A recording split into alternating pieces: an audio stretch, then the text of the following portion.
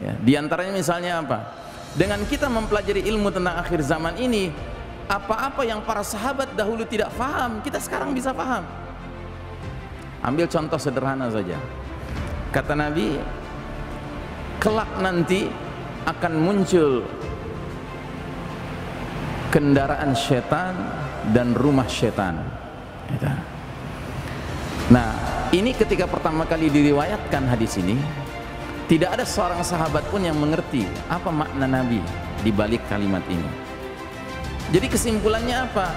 Welcome to reality. Selamat datang kepada kenyataan bahwa Anda, saya, kita semua yang duduk di majelis ini adalah bahagian dari umat Muhammad sallallahu alaihi wasallam, umat akhir zaman yang sedang menyaksikan dengan mata kepala kita sendiri bahwa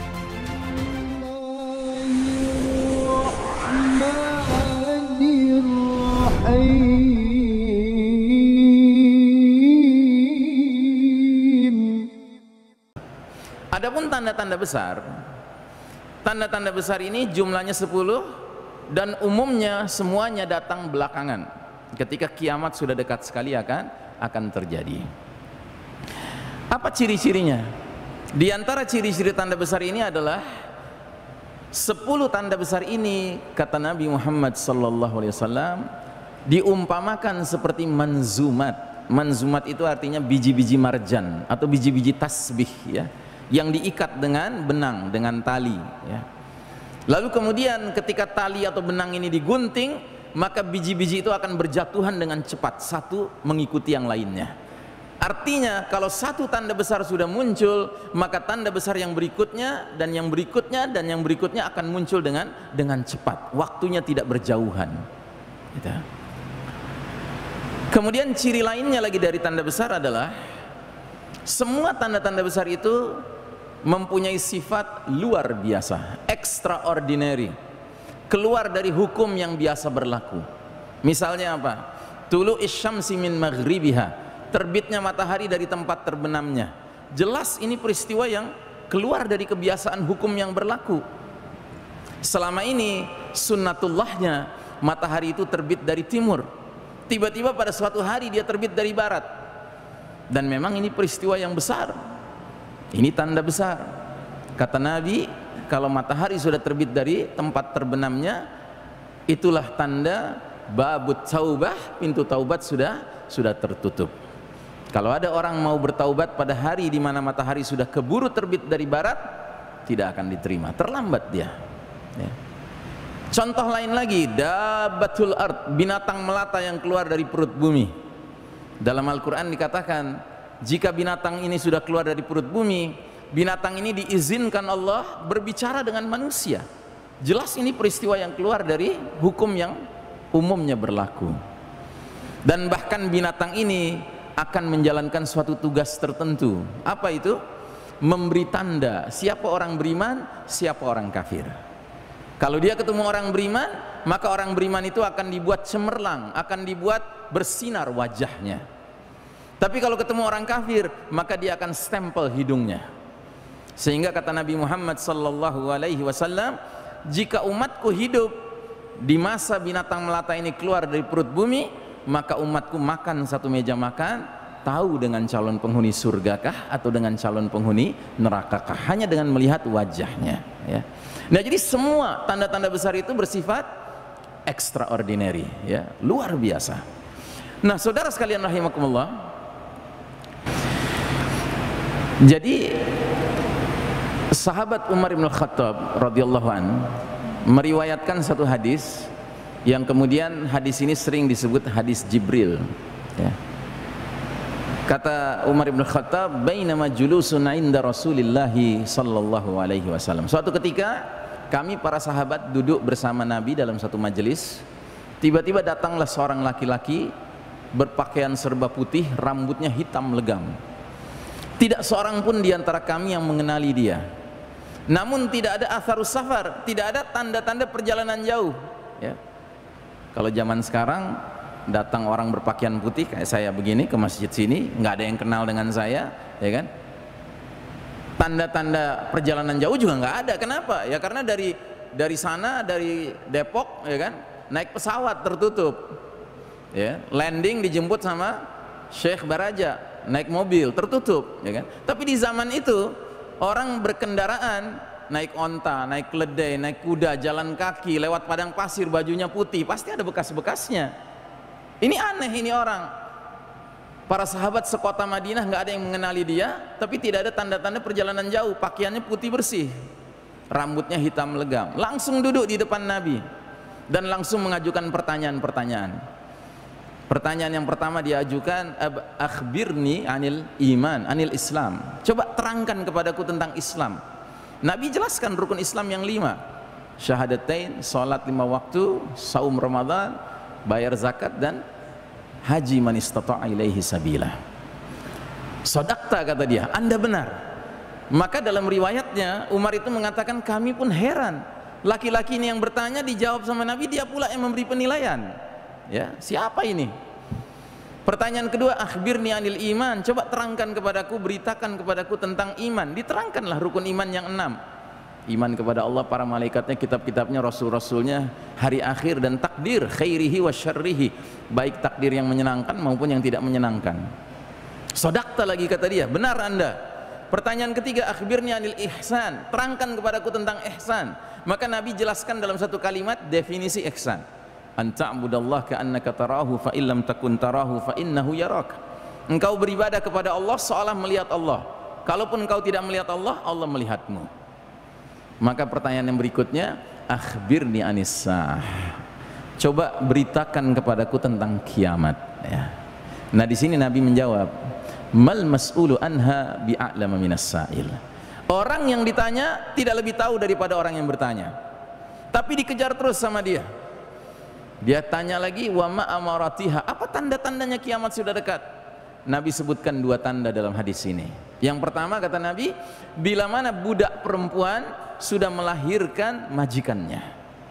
Dan yang kedua, bila mana orang yang tidak beralas kaki, telanjang dada, miskin, penggembala domba, sibuk membangun, berlomba-lomba membangun gedung-gedung tinggi. Selesai, laki-laki ini berdiri meninggalkan majelis. Nabi bertanya kepada Umar yang duduk di sampingnya, ya Umar, kamu tahu siapa laki-laki itu? Allahu wa rasuluhu a'lam. Allah dan Rasulnya yang lebih tahu, kata Umar. Maka kata Nabi, itulah malaikat Jibril alaihissalam datang ke tengah-tengah kita mengajarkan din kepada umat ini. Masya Allah. Jadi saudaraku rahimakumullah, sebahagian ulama mengatakan hadis Jibril ini hadis ada di dalam kitab Al-Arba'in An-Nawawi, ya, 40 hadis kumpulan Imam An-Nawawi, hadis nomor 2, ya. Hadis ini menurut sebagian ulama merupakan hadis yang telah memeras, ya, dinul Islam, ajaran Islam yang begitu luas, begitu dalam macam samudra, ke dalam 4 cabang ilmu pokok. Yang pertama, ilmu yang berkenaan dengan ibadah-ibadah praktis, yaitu rukun Islam. Yang kedua, yang berkenaan dengan akidah, keimanan, yaitu rukun iman. Yang ketiga, yang berkaitan dengan akhlak, yang berkaitan dengan tazkiyatun nafas, pensucian jiwa, pensucian hati, ya, itu al-ihsan. Nah, sedangkan yang keempat, ilmu yang berkaitan dengan alamatus sa'ah, tanda-tanda kiamat, ya. Nah, 4 ilmu ini sangat penting. Nah, cuman kita sayangkan bahwa dari 4 cabang ilmu ini, cabang yang keempat ini termasuk ilmu yang tidak terlalu banyak umat Islam yang memberi perhatian kepadanya. Padahal justru ilmu ini sangat penting, apalagi buat kita yang hidupnya jaraknya begitu jauh dengan Nabi Muhammad sallallahu alaihi wasallam. Jadi menurut pengalaman kami, setelah kita mendalami kajian tentang akhir zaman ini, justru yang timbul dalam diri kita adalah ketentraman batin, bukan keresahan, tidak, ketentraman batin. Banyak orang ketika mendengar sebuah kajian sudah ada judul kiamatnya, tiba-tiba udah ketakutan aja gitu. Ini apa nih ngomongin kiamat, gitu. Padahal justru semakin kita mendalami pengetahuan tentang alamatus sa'ah, banyak hal yang kita tiba-tiba terbuka pikiran kita, ya. Di antaranya misalnya apa? Dengan kita mempelajari ilmu tentang akhir zaman ini, apa-apa yang para sahabat dahulu tidak paham, kita sekarang bisa paham. Ambil contoh sederhana saja. Kata Nabi, kelak nanti akan muncul kendaraan setan dan rumah setan. Nah, ini ketika pertama kali diriwayatkan hadis ini, tidak ada seorang sahabat pun yang mengerti apa makna Nabi di balik kalimat ini. Abu Hurairah radhiyallahu an hafal hadis ini, dan beliau termasuk sahabat yang usianya panjang, sehingga Nabi sudah wafat, banyak sahabat sudah wafat, beliau masih hidup di tengah-tengah kalangan generasi tabi'in. Generasi tabi'in adalah generasi yang tidak ketemu dengan Nabi tetapi ketemu dengan para sahabat. Nah, jadi ketika dia berbicara tentang hadis ini di hadapan generasi tabi'in, kata Abu Hurairah, ada satu hadis tentang alamatus sa'ah di mana Nabi mengatakan kelak nanti tanda kiamat adalah munculnya kendaraan syaitan dan rumah syaitan. Sewaktu Nabi pertama kali menyampaikan hadis ini, tidak ada seorang pun dari kami para sahabat yang mengerti maknanya.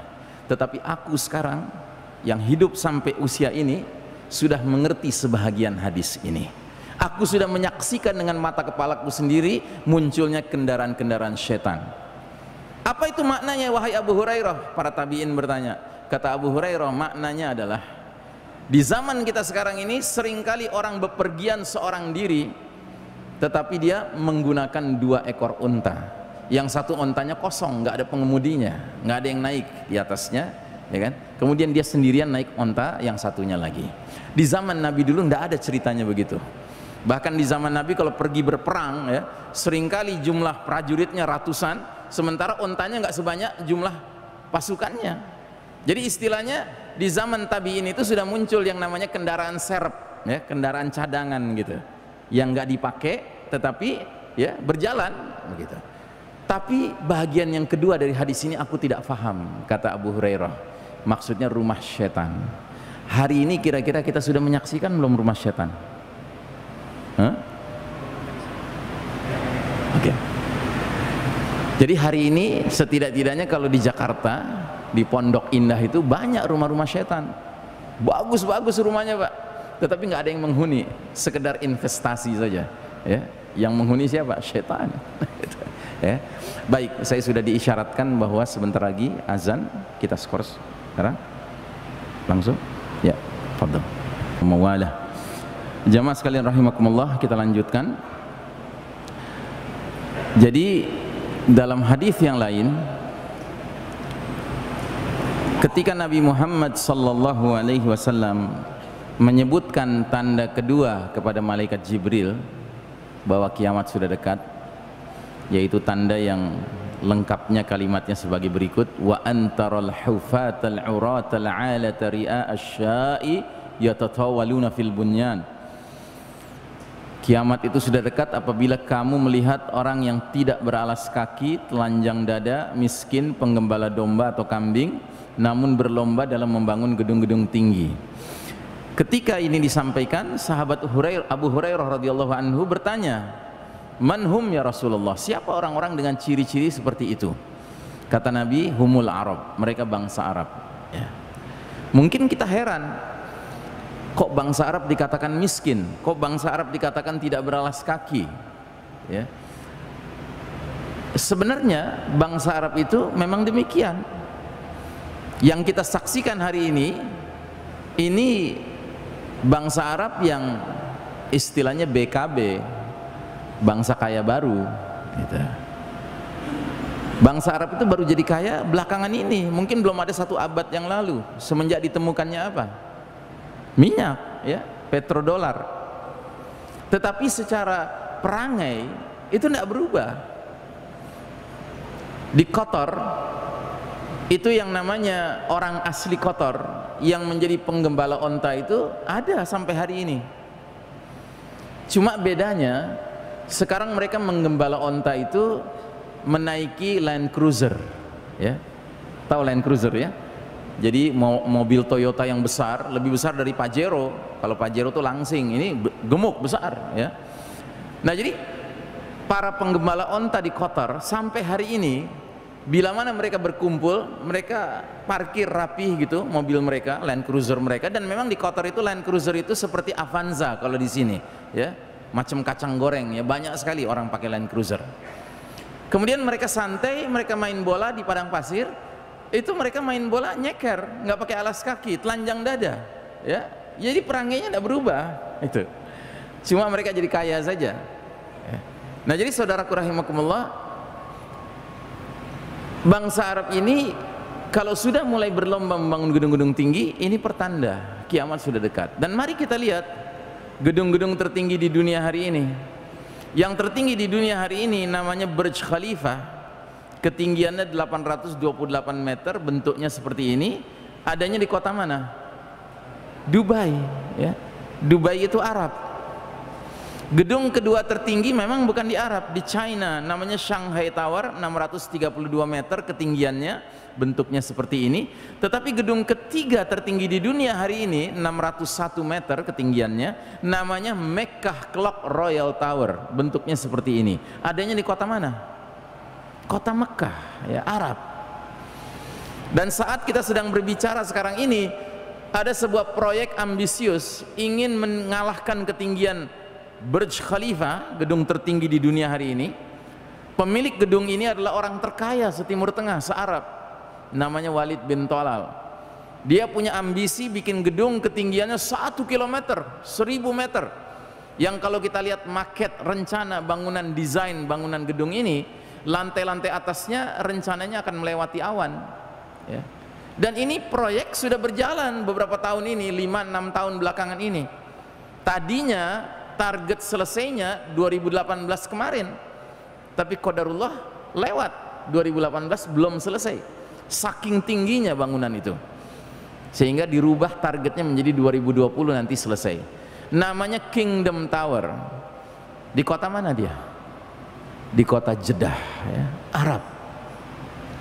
Dan yang lebih mencengangkan lagi, ini belum selesai, ada lagi pihak lain ingin mengalahkan ketinggian Kingdom Tower ini.